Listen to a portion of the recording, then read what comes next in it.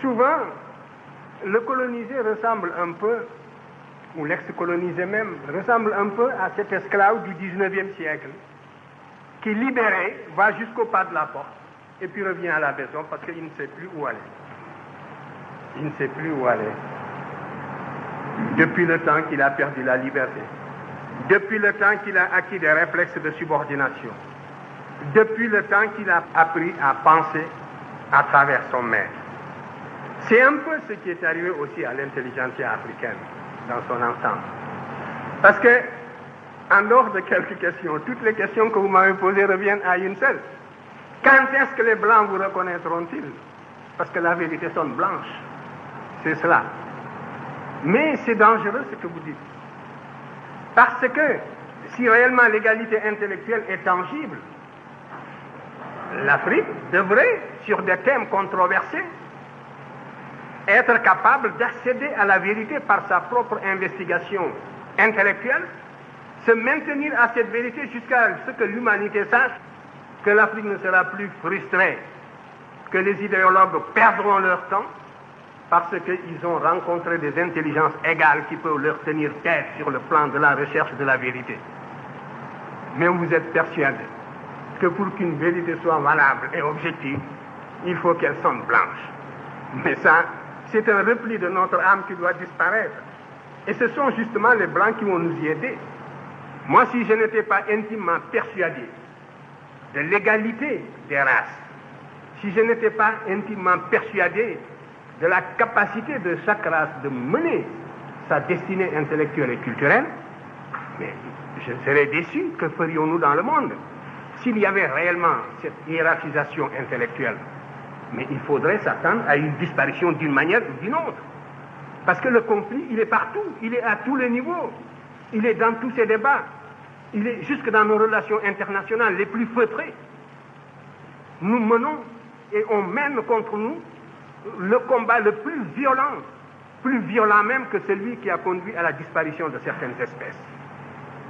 Et il faut justement que votre sagacité intellectuelle aille jusque-là. Alors, donc, toutes les questions que vous m'avez posées reviennent à peu près à la même. Les Blancs vous nient, ils ne vous ont pas encore répondu. Nous sommes donc dans le cirage, nous sommes dans le vague, nous sommes dans la brume. Non.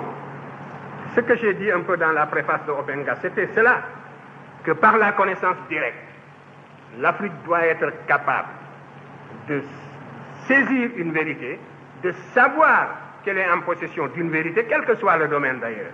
Ce n'est pas seulement dans le domaine culturel. Et de se maintenir au niveau de cette vérité en prenant des mesures conservatoires jusqu'à ce que tout le monde joue le même jeu, jusqu'à ce que l'on sache que la supercherie est finie. On n'a plus affaire à des enfants ou à des nouveau-nés.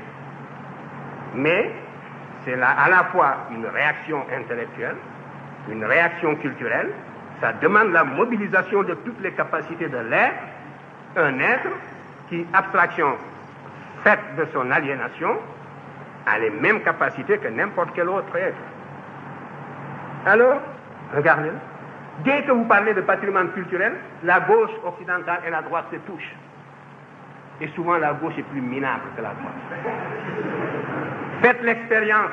On vous accorde l'égalité abstraite, mais l'idée que des nègres aient pu connaître une promotion historique dans le passé leur est réfractaire. Ils sont réfractaires à cette idée. Et parce que leur formation intellectuelle tardivement acquise se situe à un niveau très superficiel, au niveau du cortex, au niveau de l'intellect.